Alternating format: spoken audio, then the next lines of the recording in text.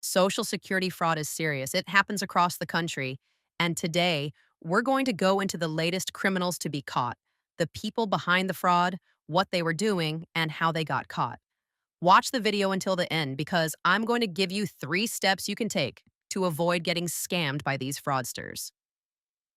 Hey everyone, welcome back to the channel. Let's get right into it. Our first fraud case involves Derek Gochanur, a 50-year-old man from Westport, Washington. Derek admitted he failed to tell the Social Security Administration that he was able to work and illegally collected over $126,000 in benefits. So Derek first applied for disability insurance from the Social Security Administration due to his mitochondrial myopathy, which is muscle disease. The SSA later found that he was disabled, and he began collecting benefits. But 2 years later, Derek obtained his merchant mariner credential from the U.S. Coast Guard, indicating that he was physically fit. Derek then purchased a 41-foot charter fishing boat, which he captained, helping customers catch fish in the ocean waters off of Westport. But no wages were ever reported for Derek's work on the charter boat. Derek submitted a continuing disability review report to SSA and did not disclose his merchant mariner credential or his work as a charter ship captain.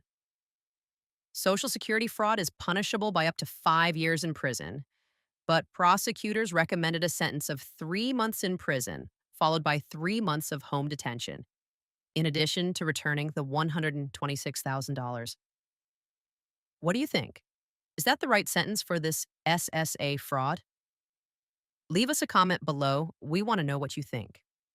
Our second SSA fraud involves a Massachusetts woman named Crystal Jesumaria, who is 41 years old.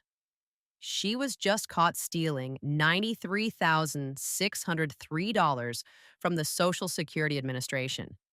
She stole the money by failing to report her 2013 marriage and making multiple misleading statements to SSA regarding her marital status. Crystal had been receiving disabled adult child benefits, called DAC benefits, since March 2005. DAC benefits are paid to disabled adults whose disability based on their parents' work record and are paid monthly. To be eligible, the person must be at least 18 years old and have a disability that began before age 22. The person's parents must have a sufficient work record to qualify for Social Security benefits. And here's the kicker. In order to qualify, you must be unmarried or married to another Social Security beneficiary. This is where Crystal lied. She submitted several SSA forms that referred to her husband as just a friend or roommate.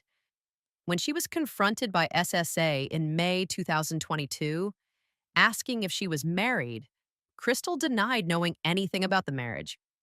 She pleaded guilty in a Boston federal court to 1 count of misdemeanor theft of government money. She was sentenced to 3 years of probation and ordered to pay $93,603 in restitution. What do you think? Did the punishment fit the crime, or should Crystal have gone to jail? Let us know in the comments section below. We want to know what you think. Now let's move on to our third fraudster, a New York man named Xing Zhang. Xing is a 35-year-old from Queens, New York. He was sentenced Tuesday to 28 months in prison and 3 years of supervised release. He was charged with laundering approximately $2.98 million of fraud proceeds from various sources, including more than $426,000 of stolen Social Security retirement funds. Xing pleaded guilty to 1 count of conspiracy to commit money laundering. Here was scheme. Xing applied online for SSA retirement insurance benefits and COVID-19 Pandemic Unemployment Act funds, using the stolen identities and personal information of eligible retirees and other individuals. Those benefit payments were directed to bank accounts controlled by Xing and his conspirators. The scheme targeted high-wage earners over the age of 62 who had not yet filed for Social Security retirement benefits and impacted at least 23 victims. Xing and his conspirators opened 10 bank accounts in order to receive the fraudulent government payments and then withdrew the funds, purchasing gift cards with the cash. Xing would then use the gift cards to purchase cryptocurrency in order to conceal and disguise the source of the money. The scale of this scheme is astonishing. Xing purchased approximately 1,565 gift cards valued at approximately $2.98 million. The FBI special agent in charge stated that millions of dollars fraudulently obtained in this case were intended to support struggling Americans during a time of unprecedented crisis, not to line the pockets of those driven by greed. This 28-month prison sentence holds Mr. Zheng accountable for stealing money from rightful beneficiaries who rely on these funds to survive. What do you think? Is the 28-month prison sentence fair in this case? Let us know in the comments section below. Now let's get into our last case of fraud against SSA. This time a 32-year-old Rhode Island man named Ronaldo Martinez. Ronaldo admitted that he obtained at least 40 SNAP EBT cards through the use of stolen Social Security numbers. He appeared in person at multiple Rhode Island Department of Human Services offices and filed applications for SNAP benefits. He showed fake driver's licenses in various names, but with his own picture and using other people's Social Security numbers, including that of a dead person and at least one juvenile. Martinez admitted to stealing at least $33,000 in SNAP benefits.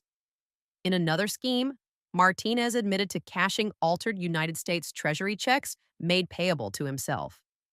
Martinez obtained the checks made out to others, then altered the checks to match fake driver's licenses, and then cashed or deposited the checks. The total amount of Treasury checks cashed or deposited was over $79,000. Court records show that Martinez had a long rap sheet and had been arrested and convicted multiple times in multiple states on fraud and other criminal charges dating back to 2012. In total, Martinez admitted to stealing over $100,000 of SNAP benefits and fake Treasury checks.